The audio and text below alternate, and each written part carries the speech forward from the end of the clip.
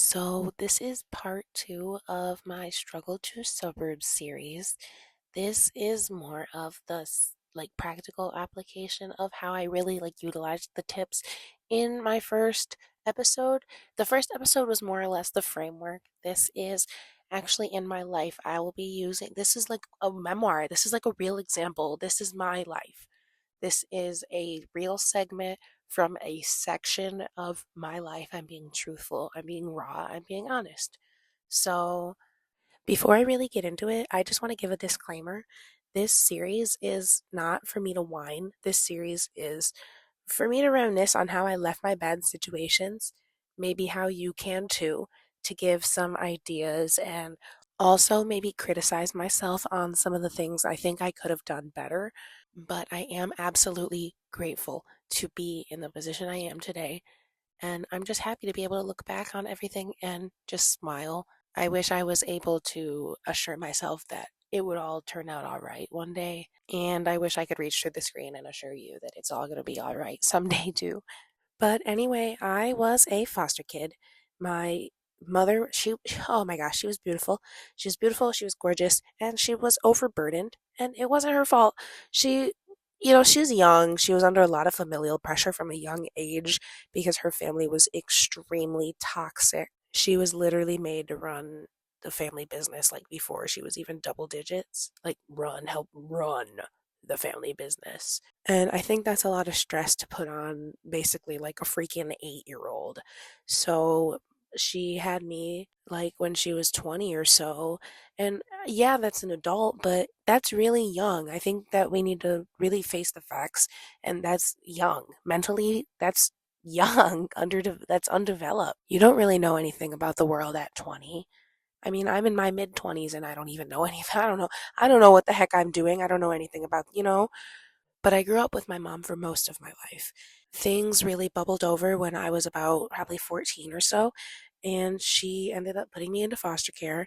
At the time, I was upset, but I'm not mad anymore. We're in a much better place, and I don't blame her at all. She did what she had to do to make sure that she stayed sane and I stayed safe. But while I was in this foster care system, I had to maintain a level of detachment. So, like I was saying in the last video, detachment is a skill that you need to learn how to use. You need to learn how to detach, but you need to learn how to do it in a healthy manner while also maintaining a debriefing protocol. You need to be able to debrief and ground yourself from your detachment. So a lot of the kids there were troubled and traumatized. I was, but in my own way, I've like I said, detach. I've always been able to detach. So most of those kids were troubled and traumatized, and they had outbursts, and it's not their fault. But a lot of times these outbursts were aggressive, and sometimes they were toward me, and they would traumatize me because they were traumatized. But I had to learn how to detach and practice grace and know that, having it's not it's not me causing them to have these feelings, and it's not me that they're really mad at. So why would I be upset at them? I just had to keep repeating things to myself like, this is not me. I am just here for now, and I will not let it consume me. It's just a part of my situation for the moment. So, in the previous video in this series, I talked a lot about boundaries. And no matter how small, you always need to have a boundary. One of the boundaries I used was my personal space will be respected or I will utilize the staff. I don't care. Call me the ops, add it to my resume. I really don't care. And they did. They did call me the ops. Literally, anytime they were doing something they shouldn't have been doing, which why are you doing something you shouldn't be doing? You clearly, but anyway, they'd call me like, woo, woo, woo, the ops is coming. Well, maybe you shouldn't be putting bleach in my makeup in the laundry room. I'm a firm believer in utilizing the grievance services that you have anywhere. Utilize grievance services, utilize algorithm services, like them little three buttons on the top on the top right corner of a little short or a little video, or the do not recommend, or do not show me this, or I do not like this content, stuff like that. I really do like that. Another boundary I used was, you will be nice to me or I will not wash your dishes at dinner. And I told the staff about this, and they were okay with it because they saw that these girls were bullying me. They saw that these girls were trying to make me their bitch, but I was respectfully not having it. So I told them that I was not doing their dishes at dinner, specifically their dishes. I was doing everybody's dishes but theirs. If they wanted to treat me like trash, they can wash the trash off of their own dishes respectfully. I'm not going to make a scene about it, but I'm also not going to do your dishes.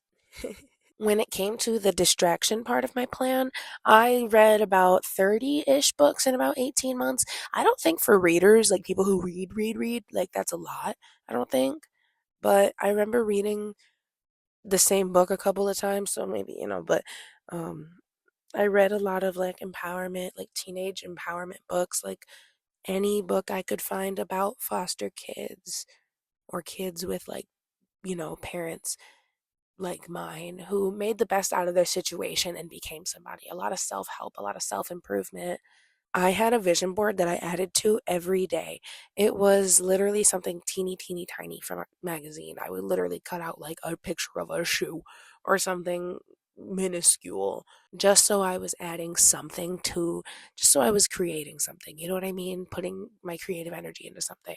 And also, I every single day wrote out a new design element to my dream home and I would visualize it. The lady who ran this orphanage actually was really good at the whole meditation thing. So when we were doing meditation, I would always visualize myself walking through this dream home.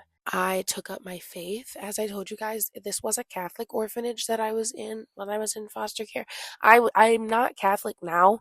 I'm not Catholic, but um, being in a place that was of religious background did actually help me find something to hold on to. It was a good stepping stone, so to speak. The chaplain of the orphanage actually they didn't hire a Catholic chaplain because they couldn't find one. But they weren't really worried about that. They were more or less worried about making sure the kids were looked after, which is good. That's good. Um, but he was ex-Amish, so that gave him a place to share his story too. And I just thought that was really nice. The orphanage had this like silly program on loving yourself even when you're unwanted or whatever. And as soon as I completed that, I was able to be signed over to one of my family members. So this was a family member that I actually had lived with before in the past, and they had I I should have knew better. I was 16 or 17 years old by now. I really should have knew better. I really should have waited my time out in foster care and aged out and got all the resources that you get for aging out. I really should have. If you're listening to this right now and you're in foster care, oh my goodness, I beg of you, if you can, if you are in a safe situation, just age out, please. If you could just be patient. Don't let the eagerness of like just wanting to hurry up and just I want to be free, I want to be free when it's just like the teenage that's being a teenager. You know what I mean? Yeah, being in foster care is another level of being locked down. Absolutely. It's restriction, it's restraint, and on a lot of levels the system is broken. But if I would have aged out, I would have gotten a lot more resources and a lot more help. But I'll get into more of that later. Anyway, so I get placed with a family member that I have lived with before in the past. So this family member refused to get a job. I don't know why they were going to let me stay with this person, but I was 16, 17 or so, and I started refurbishing Monster High dolls.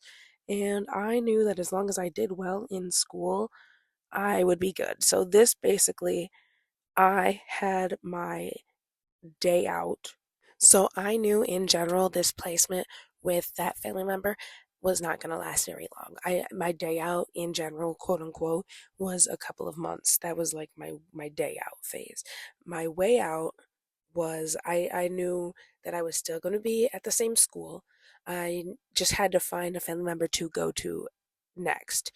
So that is what I had the court system help me with. My payout was refurbishing those Monster High dolls and doing well in school, graduating on the dean's list, and, making sure I had as many scholarships as I could. And knowing that this place wasn't going to last very long, like I felt it in my bones. Because, like I said, I have lived with this family member before, like in my like young years as a child, and children just know. But I knew this placement wasn't going to last long, and it didn't. So I will be talking more about that in my next story, about like whether or not that place, the next place I went, was, good or not, or better, and how it led to me making it to the suburbs. But this first family member I was staying with, they treated me poorly. I think both of us knew it wasn't going to last. I maintained hope. So when the time came and this placement became unsafe and unstable, I communicated with the state and got put somewhere temporarily better. I saw the situation crumbling before me, but I stayed steadfast in my faith and strong in my motivation. I let go and trusted in where it would take me, up, down, and everywhere. Because the thing is like when you're a foster kid, you don't have any power really, but the power that you do have is once you're over a certain age, in most states, you're able to speak for yourself. You have the power to advocate for yourself. So I did exactly that. And I played my, I knew that not everywhere I was going to go was going to work out, but I tried to use them as stepping stones. Living with this family member taught me a lot of things about the world, particularly a lot of things about advocating for myself. So, what are some things that I think I could have done better? Well, I was 16 or 17 at the time. The reason I couldn't get my license at the time was because I couldn't afford it, and foster care was supposed to pay for it, and they never did. But if I would have aged out, like I said, that's why I suggest aging out. If you age out in a lot of states, they will help you with stuff like that. But I think I really could have pulled a Princess Tiana. And when I was refurbishing those Monster High dolls, I could have saved my money a little bit better and maybe gotten a car. So that way I would have been able to go and get a real job. Because the situation that I was in after this involved so much financial control that I wish that I would have had those skills going into it instead of having to find them out the hard way through financial mistreatment. What did I learn? Just because you knew somebody forever, that doesn't mean that you can trust them. That doesn't mean that you should instantly flock to them in times of danger. Just because that they are familiar doesn't mean that they are for you.